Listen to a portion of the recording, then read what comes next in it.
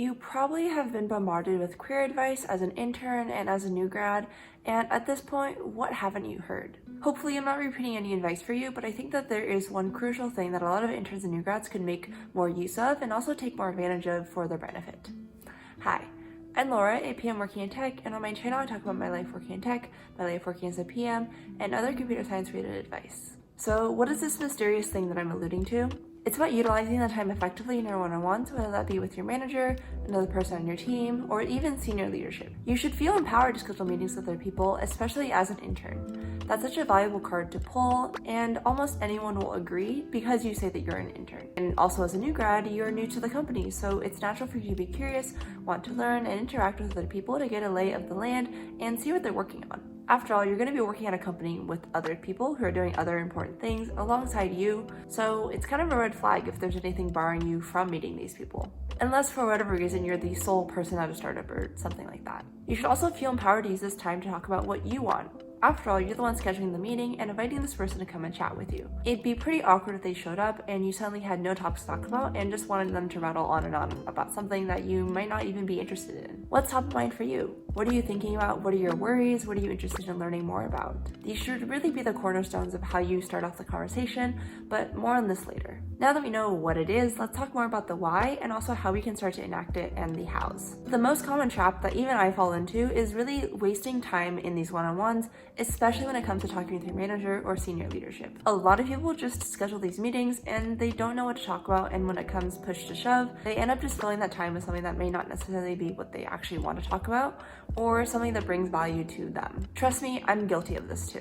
It can be tough to talk to someone new, like your internship manager, if you've never met them before, you don't really know a lot about them, and you're kind of just randomly thrown in on that team anyways. You basically just have to trust they have your best interest in mind and hope that it all works out. It can also be tough to have conversation about topics that you don't really fully understand because it's a little bit scary to admit that vulnerability, again, to someone that you don't know. But let's think about this in a slightly different way. This is a protected time for you to learn from whoever you're talking to. If they already agreed to meet with you and accepted the one-on-one invitation, then chances are they're pretty eager to see what you have questions about and also how they can help you move forward. They're also probably pretty interested in knowing why you're coming to talk with them as well, which will give them also insight onto what you do and your role in the company. Especially when you're talking to people in your senior leadership chain, getting that one-on-one time is actually pretty critical and influential when it comes to understanding what is going on in the company from a top-down structure. Again, this may not be entirely relevant if you're just at a startup and you can easily talk to the CEO and get an idea of where things are going. However, if you're at a company with thousands of employees, it's going to be a lot more important if you can glean that kind of information. Just to get your creative juices flowing, think about things that you don't really get insights into that are interesting or curious to you.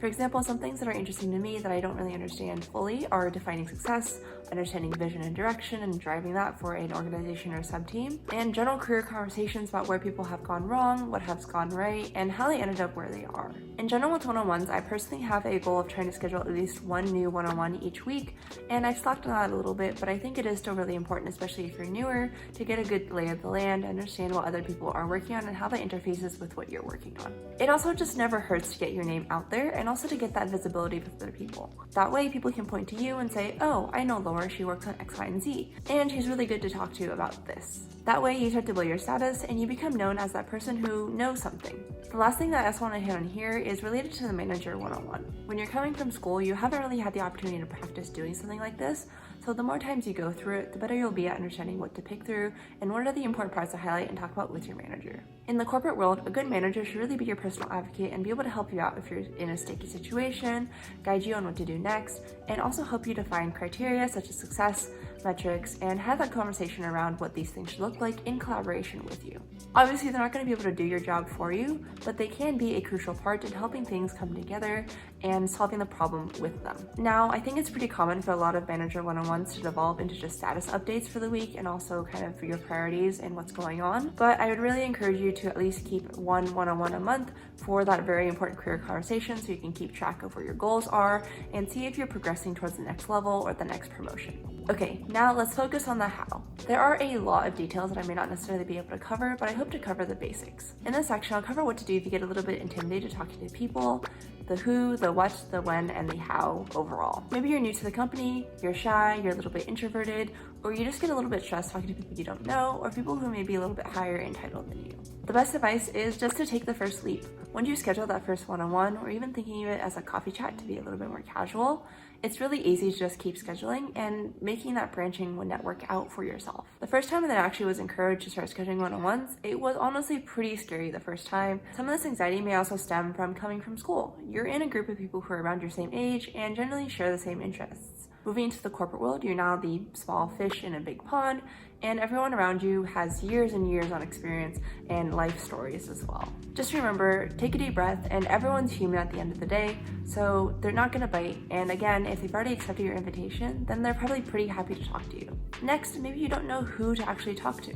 Your management or leadership chain is always a great place to start because that gets you visibility and insight into directly what's going on above you and how that informs the work and priorities that you and your team are working on. In addition, another great place to start is just people who work around you or share the same leadership chain. So people under your manager, people under your manager's manager, etc. is a pretty natural webbing way to start. Or if you know that you work closely within the team, then it also doesn't hurt to start there and work your way outwards. Next, maybe you don't know what to talk about. I alluded to this briefly in the beginning, and honestly, I also don't have a great answer here. It really will depend dramatically based on who you're talking to and what their background is, what their skills are, and also what they're working on and why you've reached out to them. In any case, you probably reach out to them for some reason, and you can use that reason as the base conversation to spawn and jump off of other points. In general, the formula that I use when going into these conversations with someone I don't know is to introduce myself, talk about why I scheduled time with them, and also the first general question that I'm looking for, such as what did they work on and what are their priorities, how does their work interface with mine, and if there's anything top of mind for them as well related to their priorities. From there, you'll hopefully find a few threads to latch onto and spend a little bit of sub-threads there, but even if the conversation doesn't last 30 minutes, that's totally fine. I've had plenty of conversations around the 15 and 20 minute mark simply because I've gotten to know what I needed to know and what I was curious about. I also personally get a little bit stressed if I feel like I'm keeping someone hostage in a conversation, so I just prefer to cut that time short rather than try to blather on and on about a conversation or topic that they may not really care about. Another point is maybe you don't know when to schedule this chat. For formality, you can send over an email invite first and then suggest 2 possible times that work with your schedule and also hopefully work with their schedule. Otherwise, just try to send over an invite whenever they're free if this is someone that you may know a little bit closer or you feel a little bit more casual with. A note though is that executives or senior leadership usually have someone that schedules their meetings for them and keeps track of their calendar, so they will probably be the best primary contact. If you don't know who that is, then I'm sure someone around you, your manager or your manager's manager, is going to know who they are and how to contact them best. The last point that kind of piggybacks off of the previous one is maybe you don't know how to schedule this time. Internally, in a lot of companies, you should be able to see other people's calendars. Even if you don't necessarily see what they're busy with, it should show when they're busy and when they're free. Notably, you should probably try to schedule when they're free and avoid any tentative blocks if you don't know this person very well. I also like to keep it short, and I think that 30 minutes is the perfect sweet spot for one of these introductory meetings. No pressure to use the whole time, and if you do spend more than 30 minutes, then that's also a good sign that you and this person are hitting off pretty well and can probably hold a longer conversation. If things work out well and you actually want to talk to this person on a regular cadence, then you can work that out with them and set up a recurring meeting to figure out what works best for each of you. And if you want to be a little bit more formal in this whole process, send over an email first, introducing yourself while you're reaching out to them and also seeing if they want a coffee chat. Again, chances are that they'll probably respond and say yes, and then you can go ahead and schedule that for them, no problem. So there's a quick and dirty guide covering most of the things that I think you need to know as an intern or new grad with one-on-ones, using them effectively, as well as who to talk to, what to talk to them about, and how to schedule these.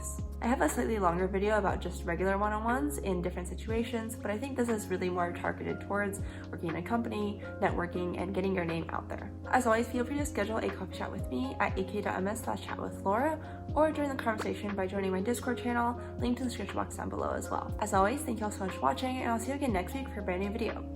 Bye!